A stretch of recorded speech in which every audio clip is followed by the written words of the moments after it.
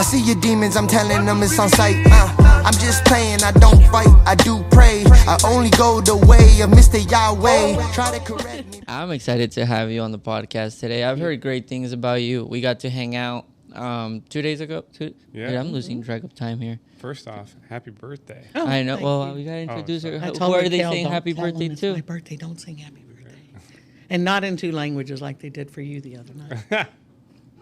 Welcome, man. Thank you. Karen. Yes. Karen McWaters, right? Yes. I love it. Except it's not good to have the name Karen anymore. They ruined a perfectly good name. You're not wrong. Does that actually bother you as a Karen? It for the first year or two, it did not. Like, oh, yeah, it's okay. But now I hear it every day, every single day. And I do believe it's synonymous with bitchy people. So, you know.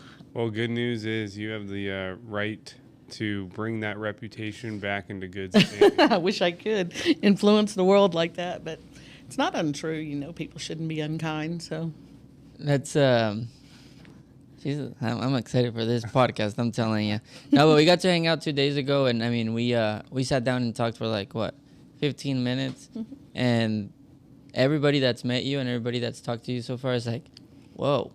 Full of knowledge, full of energy. So we're excited to be able to hang out with you today. Karen, for those that don't know you, well, before we do that, happy birthday to you. Happy birthday to you. Woo. And it's always like awkward on the other side. It's just like, at least there's not a bunch of people. Happy birthday to you. Woo. That's funny. I know when they sang to James, it was funny. In the video, James is just like, and it was so long, and it was 2 languages, so he's just like, okay. The Spanish version. Enough, The Spanish version goes on for like 2 minutes. I didn't even understand a single word of it. I didn't even know which words were happy birthday. But you had a good time. I did. It was fun to watch. That's Mexican for you. So for those that don't know you, give us a quick synopsis. Give us a quick 1-minute rundown. So who is Karen? I am a manager by passion. Started out early on, right out of high school, managing a little Long John Silver's. And from there, I fell in love with the idea of any business that you went to, you could be successful in following a very basic formula. So I felt very blessed to understand that formula early on and began my career. So I spent the first 20 years maybe in retail as an area manager for several large companies. And then I got lucky enough to get transferred to industrial management. And I love that. I love the dress down approach. I got tired of wearing suits every day, and I love the more down to earth folks that are in a warehouse, and I love serving the internal customer. And we talked about this on the phone, but in retail, you're serving millions of people that come to your storefront or to your register, and in industrial management, I'm serving the people inside the 4 walls. So I have 1,000 customers, maybe, or 500 at a time. I love that. When you sell industrial, how does this relate to facility services? So what do you do, or where is your experience in the facility services? Well, when you go out and you're looking and you pick a role and you decide I'm going to be a area manager for a particular retail environment, you speak to your skills of sales management and P&L management and, of course, customer satisfaction. When I get lucky in my opportunities, or I'm blessed in my opportunities, and I'll usually get recruited. So I've gone from maybe hotel management to diamond store management, or over to some other type of retail environment. But they're all the same. It doesn't matter if it's a hotel or a diamond store or something like that. And then when you get into industrial management, you're really more targeting your lean skills, your ability to reduce waste, increase production, and those are my passions. And so because you got invited, you were connected to us by one of our amazing friends, Raquel Medina. Yes. Right. So how did you guys make an introduction there? Raquel was such a blessing to bring into the environment that I worked in, because she was a game changer. And that's really why I was very interested in sharing today, is because in watching her versus maybe the other 15 or 20 industrial janitorial services that I've worked with, she just blows the rest away. So there's a clear marker in what I expect and how they can serve that opportunity.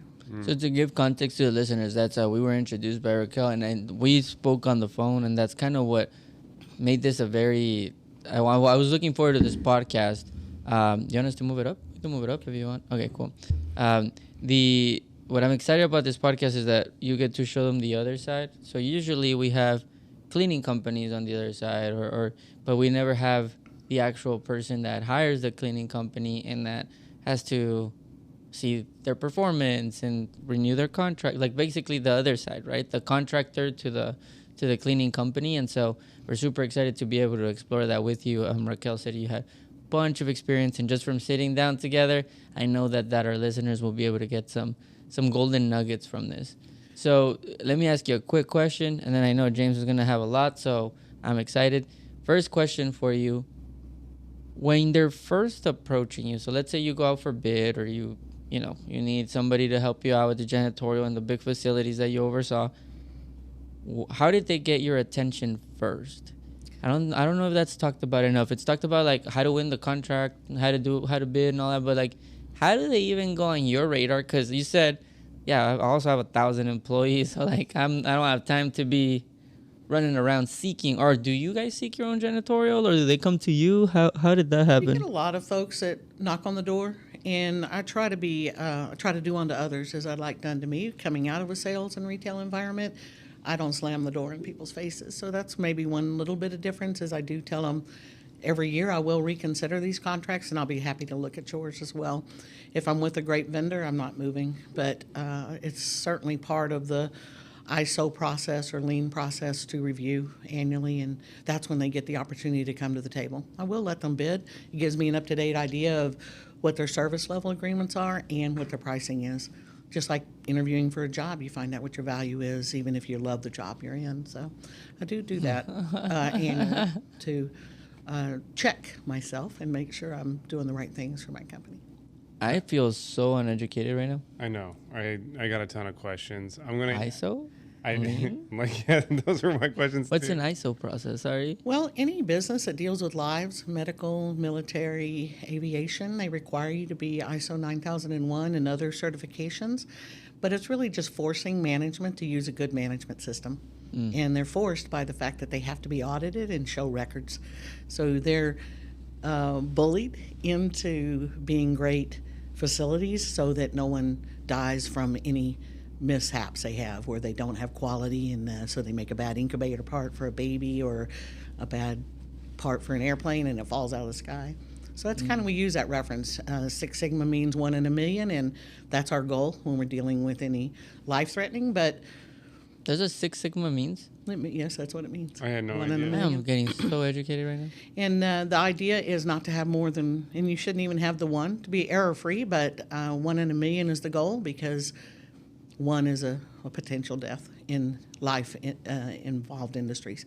The other industries are not required to be ISO, but a lot of businesses I've been with over the years have been moving towards like or lean methodologies. They're very much similar. Some people would say absolutely not, but they have the same premise, and that is that we're going to do really good business, and we're going to audit ourselves, and we're going to look for certain things to make sure we're doing the best possible business, not only for our customer and our shareholder, but also for our employee.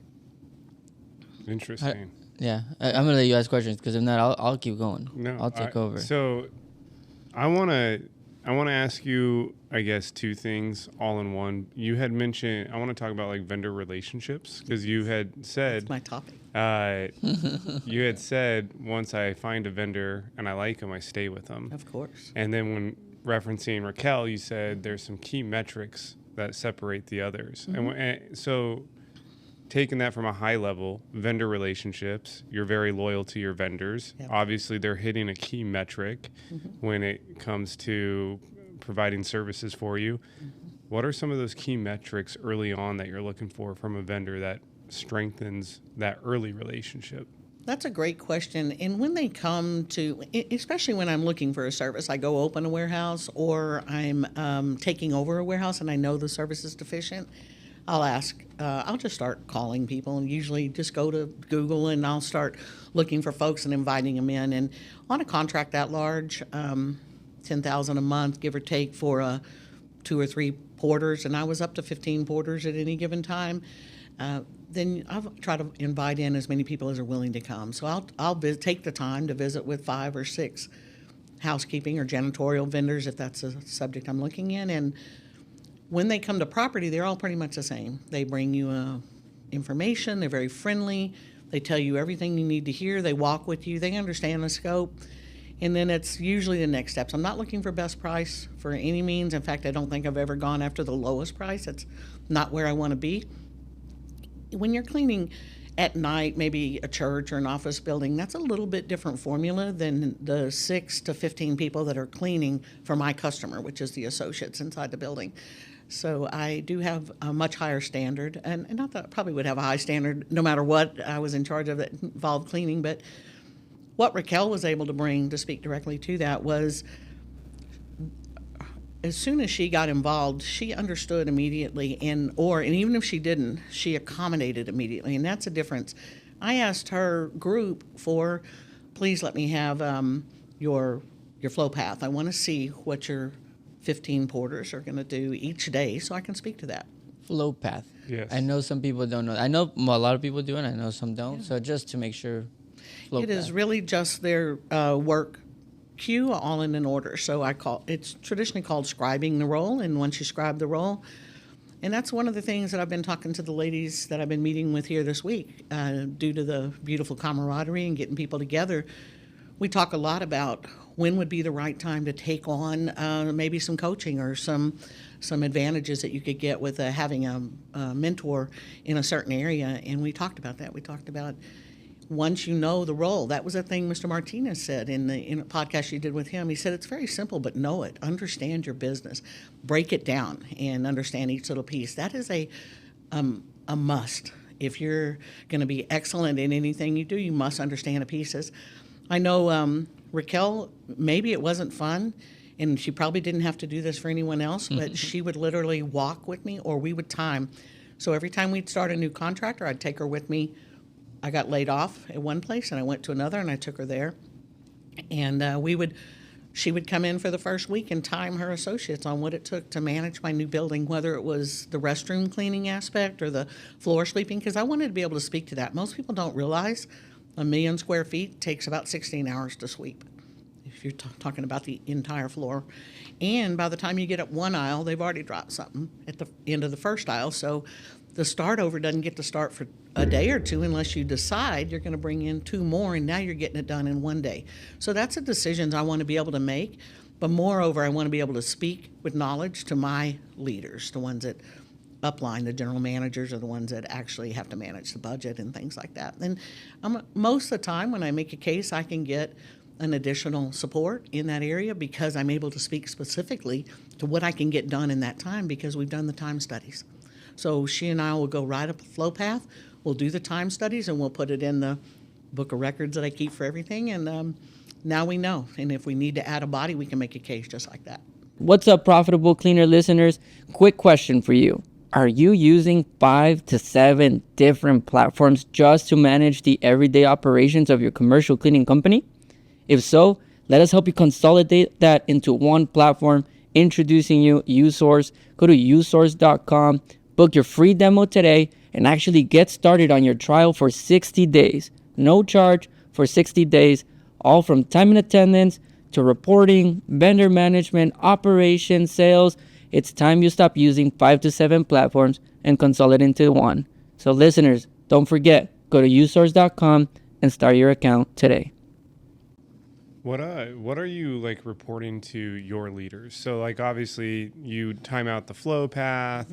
Sounds like you've really dialed in some data, like 1 million square feet, takes 16 hours to sweep.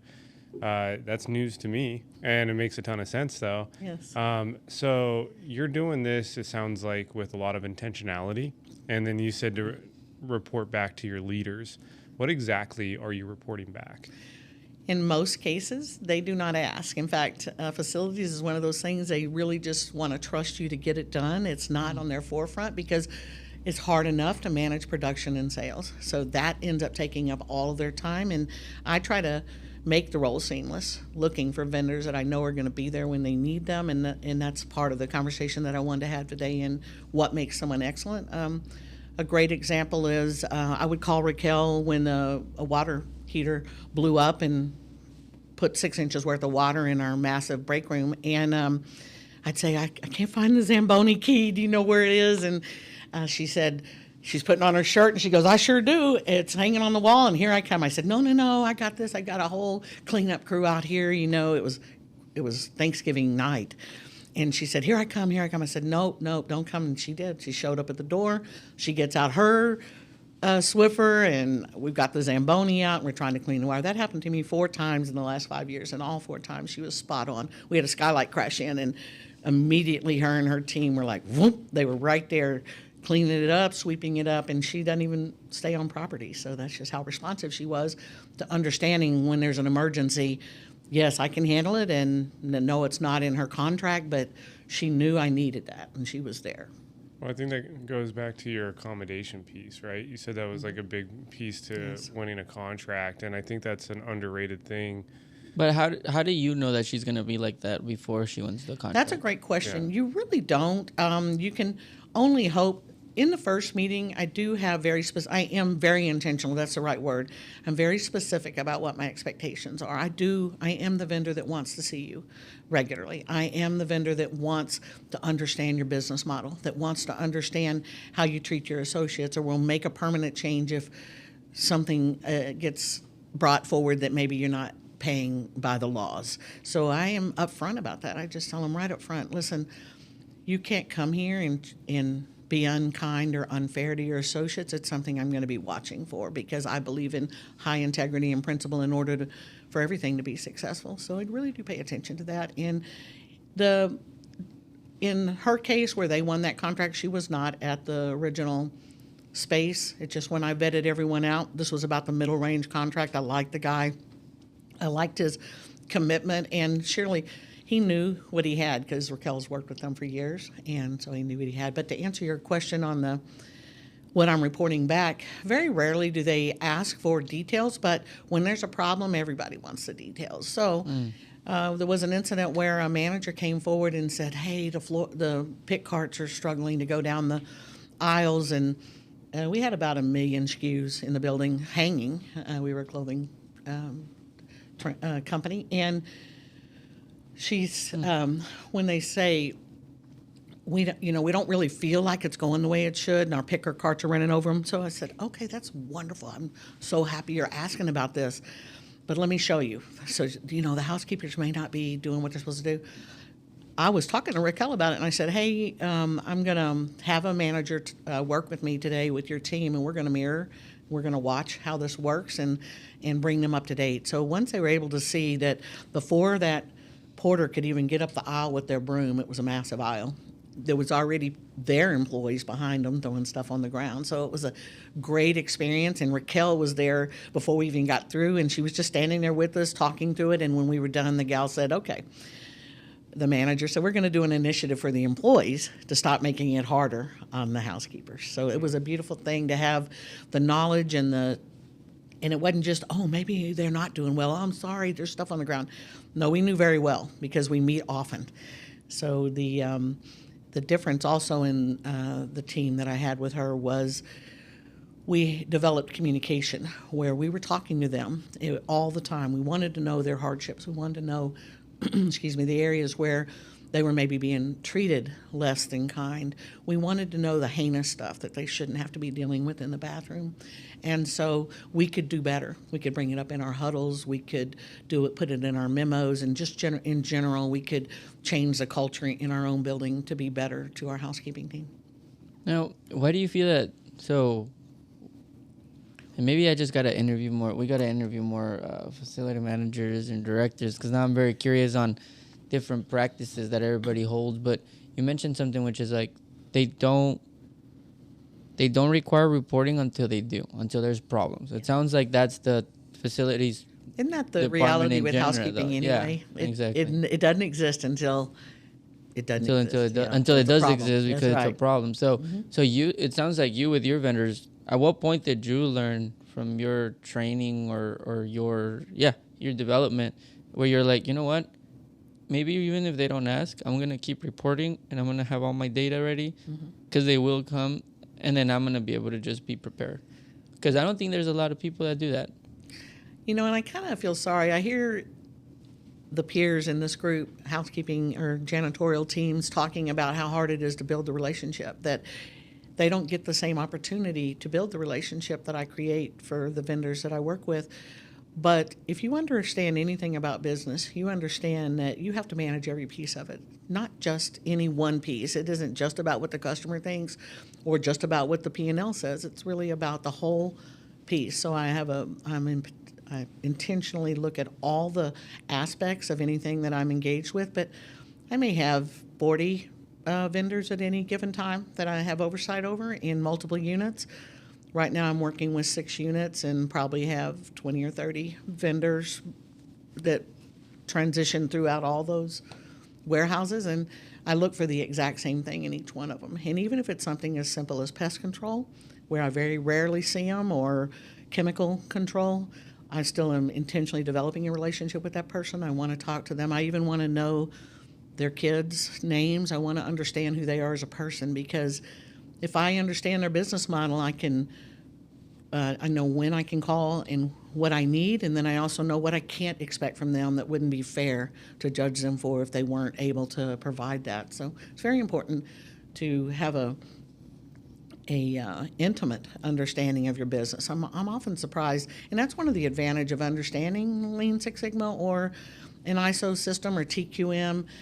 We're 100 years into knowing that businesses need management systems in order to keep everybody in alignment. And one of the first mantras in any of those things that you deploy, an ISO system for a business that works with anything that involves lives, or a TQM or lean methodology systems that improve processes that don't involve lives, they all have the exact same premise. And the first statement in all of them is, it's hard, but you've got to get management bought in. That's the hardest part. Once you get your management bought in to understanding the need or the value in every little piece counts, every piece. And wouldn't you say that in anything that you do, that you can drive a car, but you don't really want to deal with the oil, or, you can have a house, but you don't really want to deal with the lawn. All of that's going to come back to haunt you eventually. Totally. Now, do you think, sorry, do you have one? I just have a quick question. I'm just trying to get educated here now. Sure. You keep mentioning TQM. Mm-hmm. Total quality management. It's really just a platform, a system that tells us, pay attention to your vendors, pay attention to your customer, pay attention to your assets. So if you were, you were in charge of allowing companies to make airplane parts, and you wanted to write a manifesto that says you must do this. Well, you must train your employees. Well, not everybody wants to spend the dollar to train their employees, so that's not in everybody's budget. In fact, I've seen a lot of that being removed over the last years, where they're trying to consolidate their funds. But it says you must, and it says you must evaluate your skill, your talent of your team, and you must provide ongoing training, because it's the right thing to do, and it keeps people from getting injured with bad processes. And it also says you must know your process. It says you must keep up with your KPIs. And I heard a couple of the speakers yesterday talking about, the motivational speakers here talking about know your KPIs, and I was wonder how many people know what he's saying or what he means. Because there's several variations of that, but really it doesn't matter what you call it. Do you know your measurements? And without knowing that, how are you going to constantly improve? So you could call it a continuous improvement program. It's all the same, right? Sorry. It's all the same. It really drives for a better product with reduced waste. So that means at a better cost, and everybody wins internally and externally. So I feel there's a. Obviously, working with you would be like a lot of pros, right? If I'm a vendor, totally. I'm learning a lot. But there's also like a way different standard that you hold them to, right? Because another company that won't have those standards, you can win the contract, but you're right. Maybe they don't even pay attention to you until it's a problem. So some companies will love that. Some companies will love this. But how does a business, like, let's say I go into a warehouse, and they're like, we want you to clean. We want 5 day porters and all this good stuff, right? but they don't use ISO, TQM. They don't have any improvement. How can the janitorial company educate their own clients? Because it's almost like setting yourself up for success when you can understand the scope, but then you can also understand how you're going to measure it, what you're going to do. But I think that's a level of excellence and professionalism that most don't reach, and most depend on their client to let them know what. But then, like you said, then when there's a problem, you're like, oh no, I don't have any data. How would you educate the other side? If you're in the janitorial space, how would you want to be educated, or how can someone with what you know educate their own client? That's a very astute question. That's probably what I spent the most time thinking about over the last 2 weeks since you invited me, is what nugget could I bring? I'm an in-service manager. I know that's a catchphrase these days, but we've been in service for all of our lives, and you just make that decision that you're the person that's going to make sure everyone around you wins, and then you're going to win from that. What goes around comes around and all that. I really am an advocate of that. But I spend a lot of time teaching, and with the expectation. So maybe to your first question, it is, am I looking for a vendor that is malleable, that will come along the journey with me? And yes, I am a woman in a man's business. Mostly this position is held by men. And I have been in front of 20 vendors in the last 10 years that have told me, well, let me talk to your boss. Or, hey, can you get your boss to sit in with us? And then they'll start talking to my boss. And he'll say, you need to ask her. There's a reason why we're here. She asked me as a courtesy to include me, but I've so many times that's happened. So there are people that actually don't want to move into that new space. They know their business. It's not that important to them, and perfection isn't what they're driving for.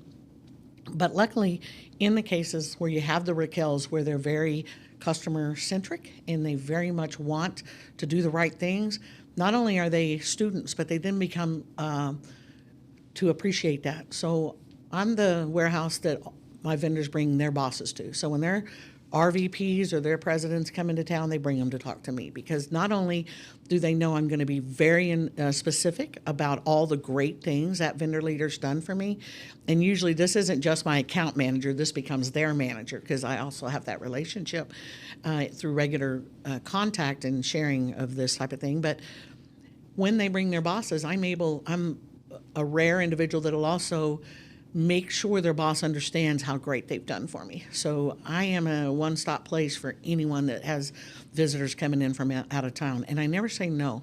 I always say yes, please bring your boss here and let me tell them how awesome you've done for me. And then I sit with the bosses, usually for an hour or two, and we talk about the wonderful things that their leaders done. Some people ask me, don't you find that's like ass kissing? I said, no, it's rewarding behavior you want to see repeated. What's wrong with that? And what's wrong with being nice to people? Because just what you said, I am probably the toughest also facility manager most of these people have met in when it comes to my expectation to serve my associates. So it's same love for them that it is for the vendor that I'm working with. But I do not have lower expectations just because they're $16, $18, $20 an hour associates. They are my customer. Imagine over 300 cleaning executives, all under one roof, ready to connect, collaborate, and build a community. Join your hosts, James Harper and Angel Sandoval, 11 keynote speakers and 8 expert panelists sharing the blueprint to scale your life and business. Head over to event.cleaningprophets.com for all the details. For being listeners, use code CEO30 for a 30% discount. See you there. There's so many angles and questions I could go here with you. Beautiful topic. Yeah, well, That's a great topic. Your knowledge is very narrow and deep, and I appreciate that about someone that has just that expertise, and I can tell that you have a passion for it.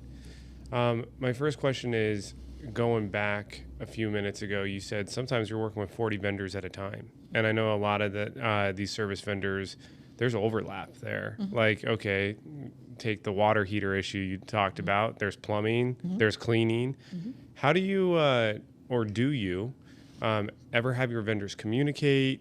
Do they need to be on the same page? Talk to me almost about vendor camaraderie. I'm not sure anyone else does this. I'll have to ask Raquel, but I am very intentional about partnering my vendors together. So I have a vendor that I am very passionate about, the type that'll drive up to my dock door on Sunday, because I was also in charge of inventory.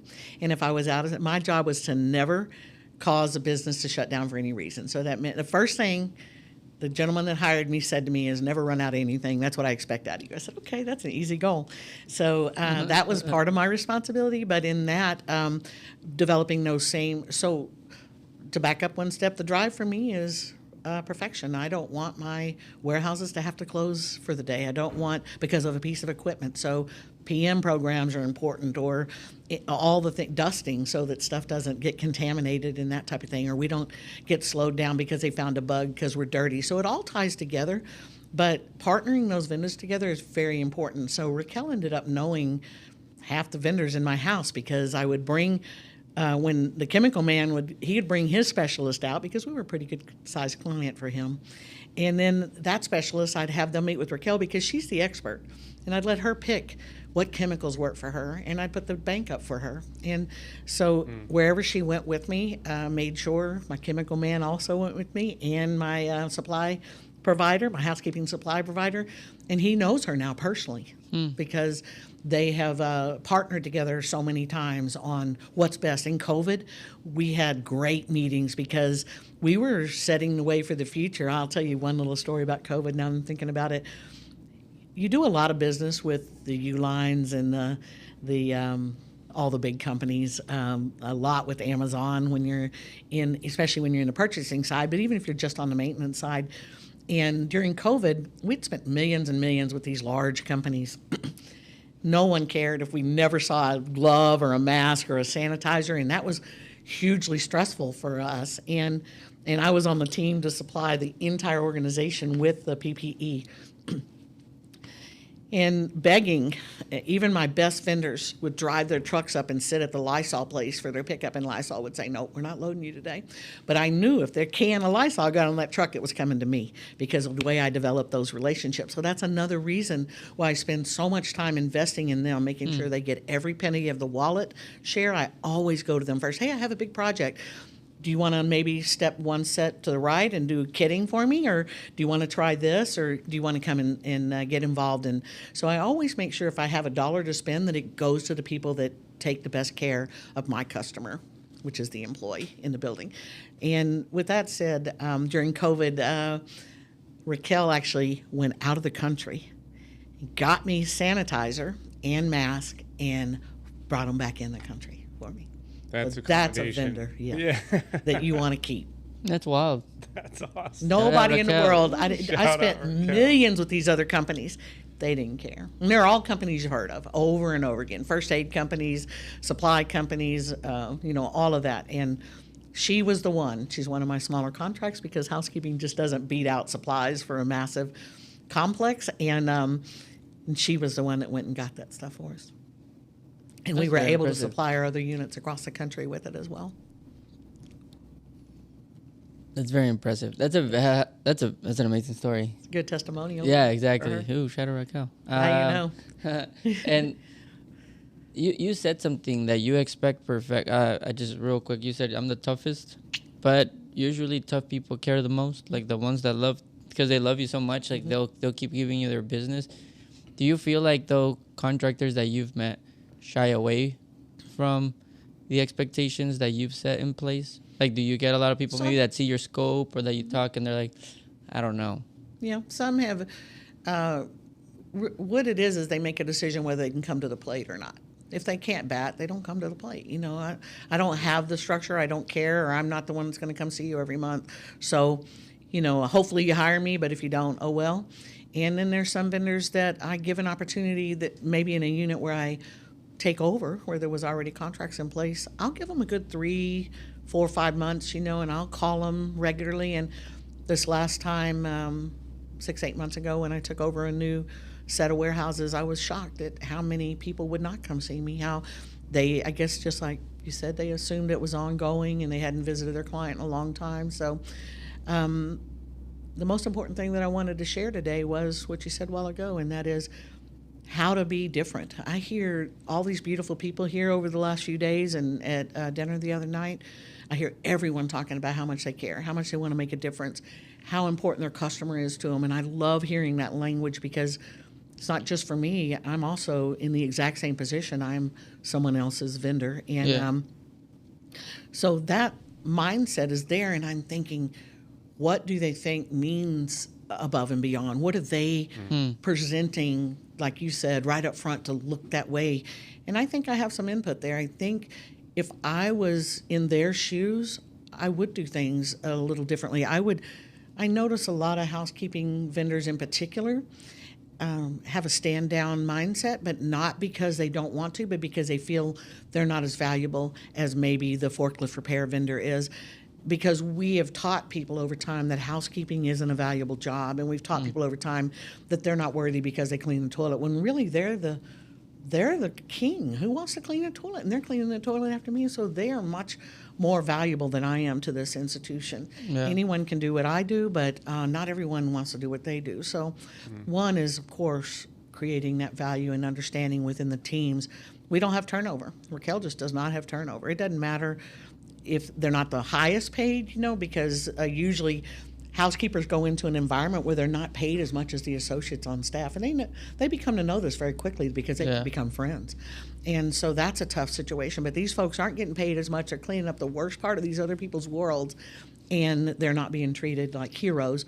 So I see that also in their leadership team. I see that approach. It's not an eye-to-eye, man-to-man, business-to-business conversation. It's more of a, do you mind, and stand straight up, just like I would, because I'm just as proud if I'm the one that's in charge of your bathrooms or your office space as I am if I'm the one that's in charge of your HVAC system and keeping you cool in the winter. It's just as important, in the summer. So in this case, they absolutely come with the the intention that they want to be above average, or that they want to come into the game in a different space. I hear that in them, but maybe they don't know what that means in my world. And maybe I've heard a lot of them say, hey, nobody will let me in. Well, they would let me in because I would not only be persistent, but our SLA says once a month visits. So I would either send an email with, these are my current programs, this is what I'm working on. I would use the seasonal change that we do, where we, like with landscaping or housekeeping, where we do different things per the season. Like we do a deep clean. I don't know about all the housekeeping vendors, but Raquel actually cleans the ugly fire system pipes once a year, because I don't like cobwebs in the corner of my building, or I don't like dust. She knew this, so she would seasonally have a team come through, and the dock doors where they get really dirty down in there, we would do that. So I know maybe not everyone treats industrial complex like it's a restaurant or a hotel, but she allowed me that and went right there with me. And I forgot what topic we were on. Hey, that's on the right one. That's it. That's exactly right. It's a lot of threads to pull from. I'm going to pull this thread in particular. You said, you're right. I think everybody we've talked to as well that are our clients, they're like, we want to go above and beyond. We want to serve a customer. We want to be different. We want to stand out. But then earlier you said when they bring a bid, they all do the same, right? Mm-hmm. Here's a packet, here's info, walk the building, blah, blah. Is it how they present that then? Like, let's start from the beginning, from inception of maybe I can win your contract, to this is how I retain your contract, to this is how I renew the contract. Like, what can they do? Give us like some little treat. Like, what can they do to stand out in each of the different phases of the sale and retention? Absolutely. When you're speaking about housekeeping vendors or janitorial vendors, there's a little bit different mojo that goes with that because of all the things that we already talked about. And for them, when they're in site, I'm really looking not even for price, like I said, but I have a process, so maybe that'll help. I take every quote I get and I lay it on a spreadsheet, because someone above me is going to have to sign off on it. That's a multi-million-dollar deal, and someone maybe even 2 or 3 levels up has to sign off on that. So I lay those quotes out on a spreadsheet, really simple. This is what they're willing to do. So I put their individual SLA agreement. This is how often they're coming. This is what their price is, so that anyone that upline can look at it and for ease of information instantly help make a decision. And like I said, it's never about, oh, I want the cheapest one in our case. So that gives you a visual. It shows you who isn't doing what, and it also gives you an opportunity if there's someone that you really like to go back and say, hey, this company is willing to do this. Can I add that to your program so that you can shore up? And I'm really thinking this, you're the one I want to give this to. To be honest, the gentleman that came out to visit me, I liked him. He was down to earth. He wasn't too suit and tie-ish. He was really just he met me in my space, and he was about middle range. And the housekeeping vendor I'd had before had received 3 warnings for not paying her people overtime. And I just really wanted her. I offered to square up the difference, to go pay them out of my own budget what she hadn't paid them for, which was all their overtime. And How did you catch that? Yeah, great employees question. talk all the time, Yeah. Yo, that's even with the best vendors. Yo, you have to hear this because so interesting. So Yes. their employees All the talk time. with your employees Yeah. because again And they're the day associates. porters, so they're there and Yeah. with you, and they're like, "Hey, Miss Karen, it's okay. Yeah, we'll be here. Like whatever. I mean, we're not gonna get paid for it. Like it's almost like a random comment, or would they come to you and No, be they'll like, straight hey, up say she's not paying me overtime. They're cheating me, or I didn't get my check last week. It was 3 days late, or they feel like they're family, probably because I treat them like they're family. course. They are no different. In fact, in the last company I was in, we started talking about buying some swag, T-shirts, and they said, "Oh, we're not going to buy the vendor swag." I said, "Don't buy my team swag," because I had 15 of my own employees, and I said, "Don't buy my team swag." And they said, "Why not?" I said, "How is the lady that cleans the bathroom any different than my team that screws in the screws on the desk?" And I don't want swag for any of my team if all of them can't have it. So we changed the rule right then and said all vendors that are in-house all the time. Security is an in-house vendor, right? Oh, and, yeah. And housekeeping, and there's a few of them. The health person, and there's a lot of in-house vendors that are now family. They're in there every day. You know them, so they need to be treated the same. That's so interesting. One of the biggest, so like one of our clients really loves warehouse cleaning. It's like their thing. Good sized janitorial contracts, likes the complexity because it's not just your typical office clean. The biggest thing that they deal with, and I'd love to hear your perspective, and it goes to the employees talking, is his cleaners will be recruited from the warehouses, right? Oh, like, and great company, they pay well, good culture, pays overtime, checks all the boxes. So they kind of came up with this agreement, like if you want to recruit one of my employees, you're now going to basically pay us $5,000 because it's an expensive fair. process. I'm just curious because I don't think a lot of people, unless you're like really in this as an in-house vendor, like with a warehouse with 16 porters, realize like, yeah, your 16 porters are going to be working with however many associates that you have. Talk to me just about like that dynamic and how to, if you're a janitorial company, how to almost prep, I don't know if it'd be your people, your team, your manager, for that dynamic to like embrace your culture. Again, great question, and it really starts with the contract. You just have to put it in your contract that they can't steal your employees, just like anybody else would, right? The cleaning company Yes. would, right? Yeah. The agreement. That makes so sense, when I'm though, looking for but a it's hard. contract, I'm looking for things very specifically. I'm no lawyer, so it's really tough to dig into all the But you language. sign But them, so- we're required to read and sign them. So therefore, there becomes some points that I look for in every agreement. And also, our lawyer teams always ask us, does this have everything you need, or is there anything in here you don't want? So I'm like, So oh my if you don't God, know, you're you're like- smarter than I am, and I'm trying to figure this out. It's probably not my favorite part of the job, but most of my contract review is in favor to support the vendor, making sure that they don't hurt themselves.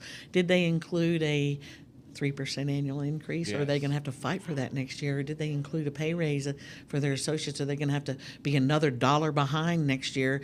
I don't want someone working in my building that's way significantly underpaid because they wrote a 5-year agreement and they 5 years are going to pay them the same thing. No way, that wouldn't be fair. So I do look for that. I look for just an annual increase because I don't want to have to go back and break that apart with the legal team and and I look for easy outs. This is another thing. A lot of them don't like to do this, but if you give me good service, I'm going to take really good care of you. I'm not signing a long-term agreement because, quite frankly, I've got myself in a pickle doing that before, or dealing with other people's long-term agreements. It was really a miserable situation trying to get out of a bad service agreement when the agreement's too tight. So personally, I will let you put in an auto renewal, but I will require an Review. 30, 60, or 90-day out if I'm not happy. I don't want to have to. I can out-process you, but it's not going to be pretty. Because I'm going to make sure I can do it very quickly too. I can find lots of things you're not doing right, and we can go the legal way if that's what you put in your agreement. But who wants to do that? No, we're humans. I'd rather part friends and just say it's not working out between us, and good. this is why. I'm very specific if I do end an agreement. So What are I love how you said, no, I can now process you. So like, if Yes. you really want to go down that route, it's not going to be pretty I'll for you. itemize Yes. that legal agreement, and I will find gaps. I'll body But- slam you, but I don't want. Yeah, exactly. We'll get you And I'll out. follow your people around. But I and we'll like figure out. very interesting, and don't forget your question because I feel it's gonna be a good question. I just have to touch on this. You said two things can be truth at once. James always says that, and I love that when he says this because it's true. You're a vendor that, sir, put an annual increase in here. Like, what? I don't want to pick this apart the next year. Yes. Go ahead, put an audio renewal, right? Sure, like you said, you sign you're open to signing a 1-year agreement, right? But you're like, but I also, just as I easily will protect you, I want you to protect me by giving me an easy out if you're not rendering the services that you've promised. I think, and correct me if I'm wrong, a lot of contractors do it either or, not and. So it's like, we have clients that are like, we don't do no contracts month to month, but then they don't do the other. They don't do the other part. They won't put increases because they're like, no, we've already, we're gonna do month to month. Then there's other that are like, I only do 3 years agreement. We do annual increases. We do this, and then they make it so tight. You can have both worlds, but let's say if I would you, if I was a vendor. I would write a out of contract 20 like that. vendors that bring you a bid or 10 vendors, do you feel like a lot of them play both worlds, or do you feel like it's either or a lot of the time? I think half of them start with something pretty ironclad, especially the large groups when you're dealing with some of the harder things to deal with are waste management. I mean, that's just a tough topic because there's a recycle and there's all of that goes with it and what your waste looks like, and you're trying to not fill up the landfills, and they expect or want long-term agreements. So in a rare case, usually one of the places I worked, we had a $70,000 a month budget per warehouse for food. And that really came up constantly over and over again for awareness of, are we using the right company? Is this the best possible scenario? So to your point, we do try to make very sure that they feel they can accommodate, or that they understand.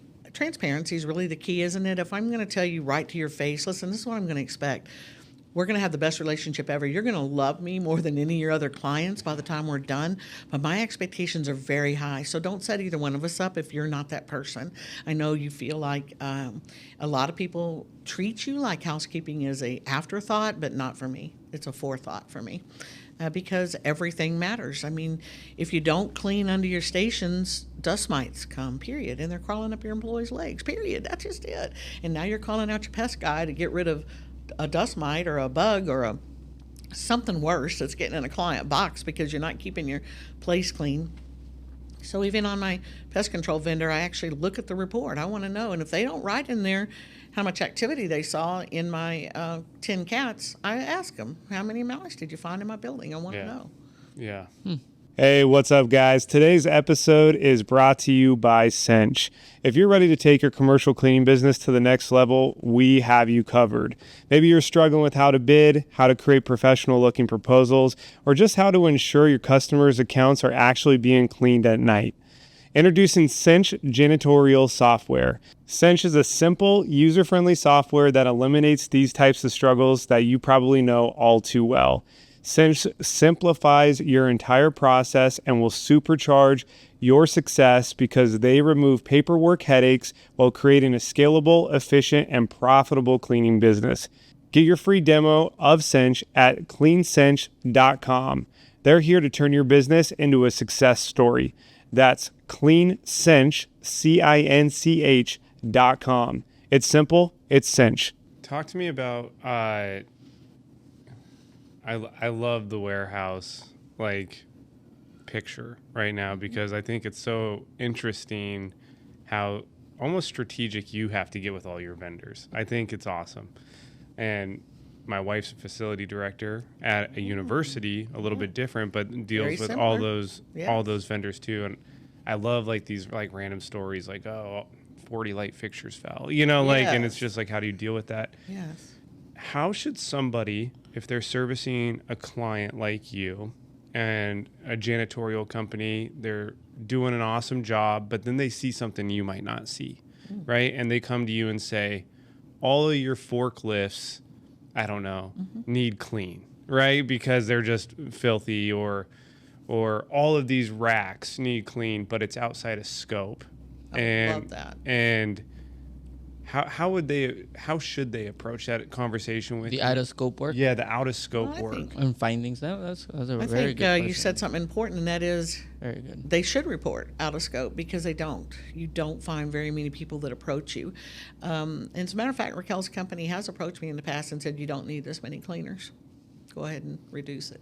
So that tells me they're high integrity, right? Because they know themselves that at some point I may realize this, or that they know their business and they know I just don't need them all at this point, because they're figuring out they've mastered their work and they're getting better, and they don't need all of them there. But back to your point, most don't. Most don't even do what you ask them to do. It's unfortunate. You have to, majority of them, you have to follow around. And unfortunately, it's the large conglomerates, the ones that are really covering everything, that really cover nothing. And it breaks my heart. There's some very common names in business that every warehouse in the country has in their place, but they don't care. Like during COVID, they certainly didn't care. And if I have a flood, they're not going to be the one staying there, even though that's their hardware or their job. I'm the one that's got to go up there at night, and Raquel will come help me. But in their case, I'm shocked at how little they do care. So I would love a vendor that says, hey, your motor isn't clean enough in your forklifts or the engine, and so we need to go ahead and tidy that up, or do you want to write a deal? When Raquel came to my last place, she actually saved a significant amount of money, about $12,000 on the contract, and the higher ups, people that sign off on these, were thrilled about that. But I told them, don't get too excited, because I'm going to use every bit of that money, giving it back to her, and having her do out of scope stuff. So if the floors in the areas where she's not supposed to go, because they're supposed to clean up after themselves, or like we talked about, cobwebs or something like that, and I need a deep clean, or when she first came into the facility, the newer one, it was in bad shape. So I gave her the extra $1,000. My boss gladly signed off on it. And of course, now he and I have a trust where he knows I'm fantastic with his budget. So there's no need in saying no, because I'm going to still, at the end of the year, he's going to be a hero when they look at that budget, because I'm on the CapEx team as well. So I know constantly what I'm saving and what I'm spending them. And really good management isn't about getting the lowest contract. When you manage well, your budget will naturally improve for you, which is part of the process. So I love the question, and I wish more would do it, more people. And in fact, now I'm just encouraging, speaking about Raquel, because she brought me to the table, because she is a vendor of mine for 5 or 6 years now, and because I grew her every time I had a new business, I took her with me. I said, hey, you guys want to go out to Salt Lake City? We're opening a warehouse. Sure, here I come. So she'd go set up the business, and I didn't even have to. And how I came to this is the first warehouse I opened, I had to train all the vendors. I said, never again. All the vendors I have are going to have their own scopes. They're going to come out themselves, and then they started flying out with me to open warehouses, and they had set up their own teams. So I love that. So that was a new They don't learning think about curve. that. Contractors don't think about that. Like, once learning your process versus their client process, and that's why it's important to understand like clients' growth, like your own vendors' growth, right, and everything. Because you're right. I never thought about, all right, we're opening up a new warehouse. It's 20 vendors. They don't know you. You don't know them. They're coming into the table, and now you're like, well, what are your processes? Well, here are my processes. Yeah. Oh, well, it's different because this is Salt Lake City. We just instead of like tweaking 1 or 2 movements Yep. by thinking your vendors, now you got to start again. So I could see that being a headache. but I don't think I've ever heard anybody I don't think anybody, like, not a lot of people at least, maybe in your space they have. I've never heard anybody give us that during a podcast or train or talk about it, where it's like, have you ever thought about the fact that you're saving them all the training time right off the front? Because they know you, you know them, they know the process, they know expectations. So it's just like, this is your new baby. Yes. Let's go. So vendors do want to take, your clients do want to take you to their other building. How do you ask for more business? So, like, if I'm serving you, we're having a good relate. It's been our first year anniversary. Congratulations. Yay. And then it's like, how do I ask him for business? I'm good at sales. He's great at sales. But a lot of our contractors, they will never ask for a referral. They will never ask for a sale. And I promise you, someone with your expectations, the beauty of it is that when you hit them, you're like, I'm an open book. What else do you want? Keep proving that this relationship is beneficial. How do they go after that? I think just like what he was saying a while ago about does a vendor speak up when they see extra problems or things where their wallet share could go? That's the difference. If I was in their shoes and I was approaching me, and I would already have that relationship, because we'd either go to lunch or I'd bring you a pastry and a coffee. And if you wouldn't see me, it'd be sitting on your desk once a week, because my service agreement says I need to show up and meet with you and see what problems you're having. But if you don't want to meet with me because, one, it just isn't on your scope, you don't care, whatever the case is, you're too busy, that's something that isn't on your radar. You may say, no, I don't have the time. I don't want to deal with you. We're pushing away vendors all day long because we're getting cold called all day long. But in the case where if I was on the receiving side of that type of treatment, I would absolutely speak to the business. I would speak to my business model. I would begin to build that relationship, and there would be no way they'd be able to avoid me in time. They would feel they knew me or cared about me even if they didn't have the time. I would figure out how to develop that relationship. And my last boss, he liked to talk about fishing. So if someone would come in and talk about that with him, then they could have the end. So it really is about knowing the person, isn't it? Yeah. And then that way you can start building the relationship. But if I'm paying you, you already have the right to be in my building. So I should be seeing your face. And pretty soon because also we manage all the vendors. We know who's on our property. And when we see someone, we say, hey, can I help you? I don't know you. So you're going to either know them by face, and they're going to be able to walk up and shake your hand at the right time. But if you never go on property, those opportunities aren't going to serve. Yeah. And then when you're there, there's so much opportunity. Hey, I saw a big old coffee stain. Raquel used to do this for me all the time. I had that big coffee stain in your lobby. I'm going to get that for you for free. I'll catch that for you. So it wasn't even, or I saw one of your chairs was jacked up. I'm gonna resolve that tonight. She'd even bring in her own shampooer, and do it herself. Sometimes she'd be in there doing it herself. But the point is that, and then I would also be very willing to pay her to clean the carpet. So if I was in their business, I would say, how often do you think it's important to not have this carpet be unpresentable when you have executives? Or even better, I literally texted her and her team every time an executive was coming to town to visit us, so that they knew that we had visitors coming. And she would come in, she would watch her team, she would make sure the floor stayed a little better than normal, just because she cared about that. She cared about how my bosses felt about me when they came. Hey, are you ready to challenge yourself? Mark your calendars for the event of the year, the Cleaning Prophets Takeover Edition, happening in Denver, Colorado from September 24 to 26. Head over to event.cleaningprophets.com for all the details. For being listeners, use code CEO30 for a 30% discount. See you there.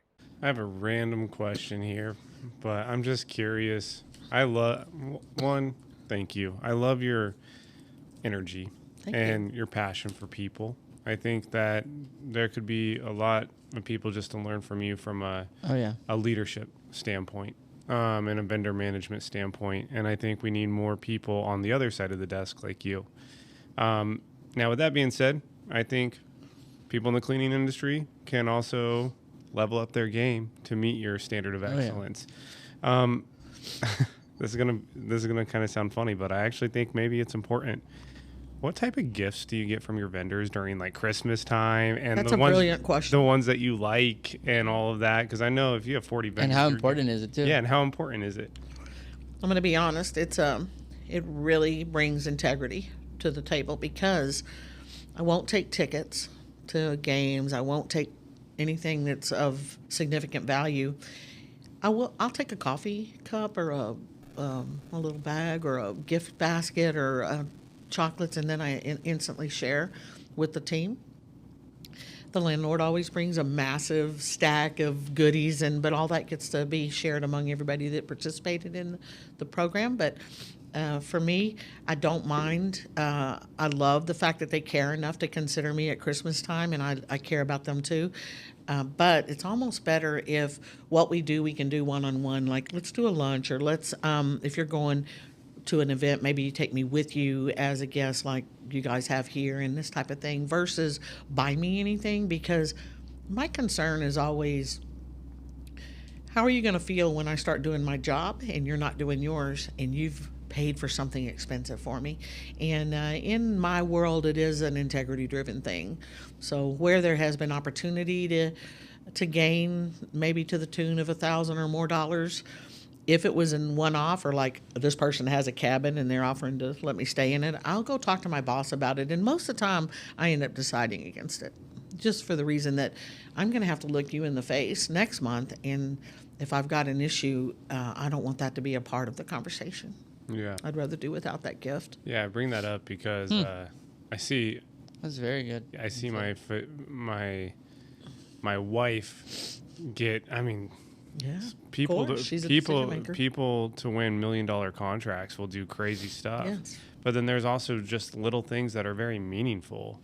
And you're right, like a really nice lunch, or like taking her team to lunch, like her 3 manager, like that really goes a long way. And I think it's like underrated things like that. If you do hold a good contract on just like vendor relationship building, that allows a Karen to take you into building number 2, 3, 4, 5. Like, Absolutely. Well, you said something that was very cool that I actually never thought about, and it's because you do the gift. What is the intention behind the gift is very important, right? And you want to remove friction with your vendor at any point during the buying process, during the prospecting process, during the renewal. The more friction you create between you, and the less transparency or open communication you can have, the worse, because that's where it sneaks up on you, both from their end, where you think they're doing their job and I don't know where they disappear, or both from your end, where you want to have a tough conversation, but you can't because I just gave you $1,000, and you're like, damn it, maybe I should push this conversation out, maybe 2 weeks, maybe a month, and then something else, and then resentment comes in. It's like this weird thing, right? And so it's very cool what you said. It's the gift should be shareable because that recognizes my team. So that also makes you look good, right? It also build the relationship, one-on-one, coffee, lunch. But most importantly, don't give me anything too expensive or too extravagant, because if I do have some complaints, or if you have some things you want to tell me, then I want to make sure we have the least friction possible. I found that very insightful, because I could see now how a gift can either bond you to your client more, or it could totally almost like chain versus bond type of thing. Like, it's a very interesting concept. If they insist on like tickets, every once in a while I have asked them to present that to either our Christmas party and let us raffle it, or I have asked them to present it to their own team, because most of the time their teams are paid less than my teams are. So those type of things have happened on occasion.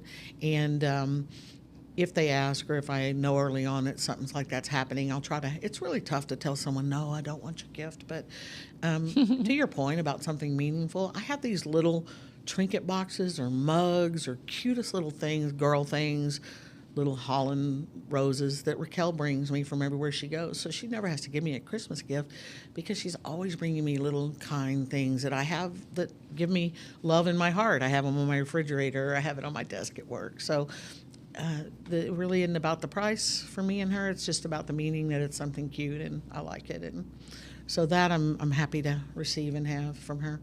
I have a lot of great vendors. She just sets the example, and she's in this environment. She brought me to this table. But I think in time, all of your vendors can be excellent vendors, can show up and show out for you. The way I got my canine vendor, we were very concerned in the clothing industry about bed bugs. So we had to go seek canine vendors, because they're the best recourse for finding bed bugs or for finding the source when you know you have one. And nobody ever wants to see a bug in their package, so we pay a lot of attention to this. And the way the gentleman that I work with now for years and have taken him with me as well everywhere I go, the way he won that contract was we literally had to shut down. If we ever found a bug, and usually they came in from the returns department from clients, but if we ever found one, we had to shut the warehouse down, and we had to bring out the canines. We had to do a 4-hour sweep. Took 2 canines to do 1,000,000 square feet. They can smell within 8 feet a bed bug. That's how they're trained. Wait, what? I'm sorry, I'm not understanding. Like a dog. Like a dog. That's what Yes. you're saying. A canine. So Yes. dogs have. Well, now it sounds so. You'll have to right. read about That sounds- It's a No, I didn't know fantastic this. 'Cause I topic. imagine like What I a didn't even know that business. was a vendor, possible vendor, where you're like, Yes. yeah, just bring your canine, they'll find all the bed bugs. Sounds Yes. good, and then you just see the little dogs. Yeah, they do. That's And they're wild. What a amazing. niche business. What? They're amazing. They're very expensive, and they're very expensive to train because, Wait, when you say expensive, give us just a ballpark. well, I've heard stories, but dogs that are able to be canines are just like your expensive dogs. They're in the $5,000 to $10,000. Oh, I thought, man, like, what's the vendor charge? Oh, the vendor's also fairly expensive. It's $2,500 a run. Okay. And What? we actually would Imagine. we would eradicate houses. Like most Amazing. bugs can be traced back to the source because you either know who put the clothes out because they scanned it, or That's true. because it's on their chair. So most bed bugs can be traced back to the source, and I'd say 90% I found. And we would pay to eradicate the house because we didn't want no person can afford that's working in a warehouse can afford to bring a bed bug system in. They run $3,000 to $10,000, so I paid up to $10,000 to eradicate a house. Sometimes it takes 2 visits, but we don't want them living like that just because they can't the afford employees or the Yes, clients? Employees, right? yeah. Okay. And then B, we know they probably are going to it's going to reoccur Yeah. because they haven't got I rid didn't of even know that was a thing, bro. I'm tripping out right This now. is awesome. Okay, so finish your story though. You said this is how my canine guys Oh, stood yes, out, and he then did. we interrupted you. I just taken over this warehouse 5 or 6 years ago, and there was a canine vendor already there, and I called her out, and she said, okay, I'll come, but I'm going to be late. And we're all sitting there. So all the employees have to sit there. We have to unload all the UPS trucks with all the products and leave it on the ground for the dog to sniff through because we don't want one box going out that day that might have a bug in it. And so she gets about halfway through the job, and she said, my dog's tired. I'm leaving. And I said, I can't reopen. We're not allowed to reopen till we get it all clear. So I'm sorry. Well, my vendor had dropped off a business card a couple of weeks before and just had a real nice chat with me, educated me on So that how was Dallas a worked. not your And existing not my vendor. That was existing one, a the new one. existing vendor said, "Sorry, my dog is That's running right. out." He's tired. And knowing the size of my warehouse, knowing I can't open, I'm not saying do something unfair to the dog, but you know your business. You got to do your what business. you gotta do. Yeah.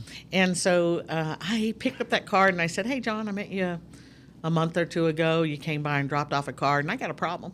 I said, it's 9, 10 o'clock at night. He said, hey, I'm eating with my family. Let me walk outside. Hold on.